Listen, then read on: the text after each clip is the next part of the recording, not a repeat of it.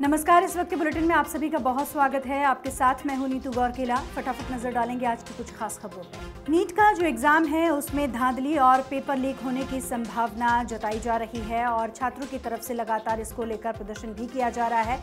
Supreme court ने भी इस मामले में दखल दी है, लेकिन इसी बीच एक और खबर आ रही है। खबर ये कि यूजीसी नेट का जो एग्जाम है उसे रद्द कर दिया गया है।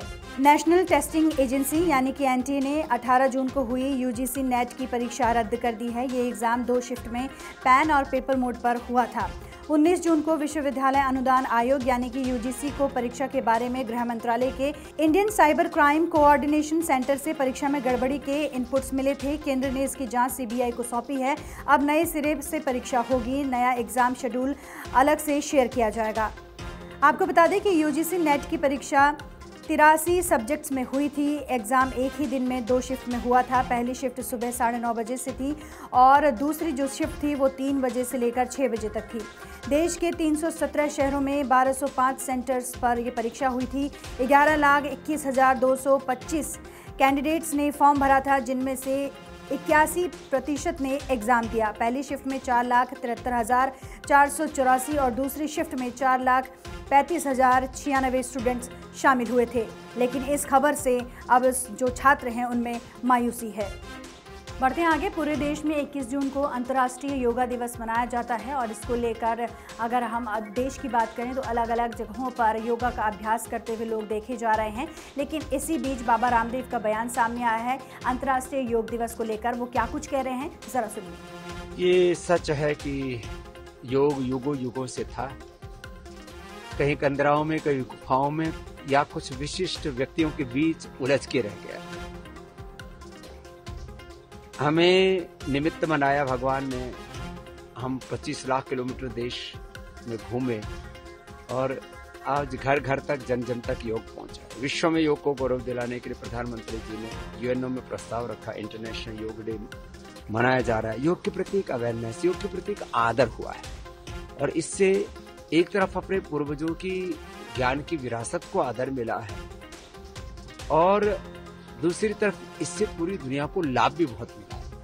लोग अपने चाहे लाइफस्टाइल डिजीज हैं, चाहे क्रॉनिक इनक्योरेबल डिजीज हैं, फिजिकल के साथ मेंटल स्ट्रेस आदि, इसको अच्छे से मैनेज कर पा रहे हैं और एक बहुत अच्छी जिंदगी जी पा रहे हैं।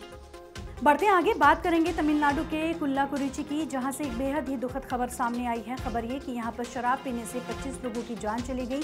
इसके साथ ही 60 से ज़्यादा लोग अस्पताल में भर्ती हैं। इस पूरे मामले की जांच की जा रही है पुलिस की तरफ से कि आखिर क्या वजह रही, शराब क्या जहरीली थी या फिर उस शराब में कोई डिफेक्ट था। इसको लेकर जाँच बहरहाल जारी है।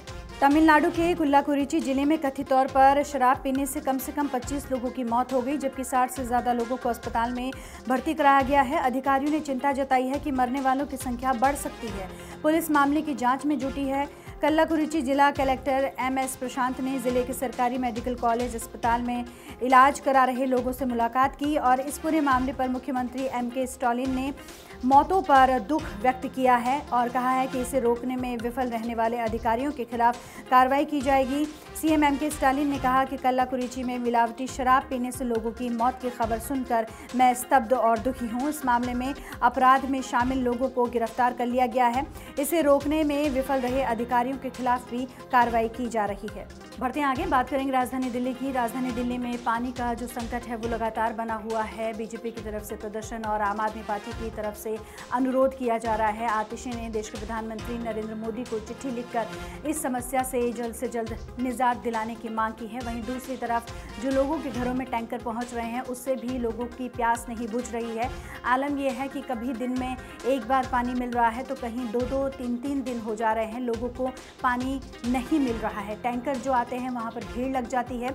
आलम यह है कि लोग आपस में भिड़ने लग जाते हैं कि कौन पहले पानी ज़्यादा लेगा।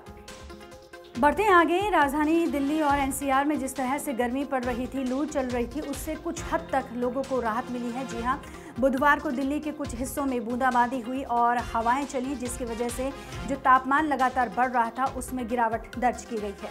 गर्मी से तप रही दिल्ली, बुधवार को राहत मिली। राष्ट्रीय राजधानी के कई हिस्सों में बूंदाबांदी और तो कई जगहों पर तेज हवाएं चली। यूपी, पंजाब और हरियाणा सहित देश के ज़्यादातर हिस्सों में भीषण गर्मी का प्रकोप जारी रहा। लेकिन इस बीच भारत मौसम विभाग यानी कि IMD ने कहा कि गुरुवार यानी कि 20 जून को लोगों को गर्मी से राहत और मिल सकती है। वहीं दिल्ली में आज बारिश होने की संभावना जताई जा रही है।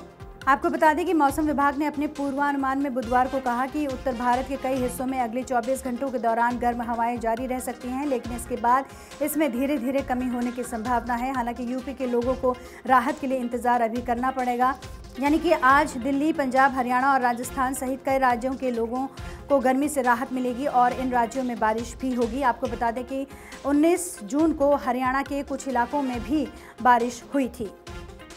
तो ये थी वो अहम खबरें जिन पर पूरे दिन भर हमारी नज़र बनी रहेगी और इन खबरों से जुड़ी हुई अपडेट भी आप तक पहुंचती रहेगी।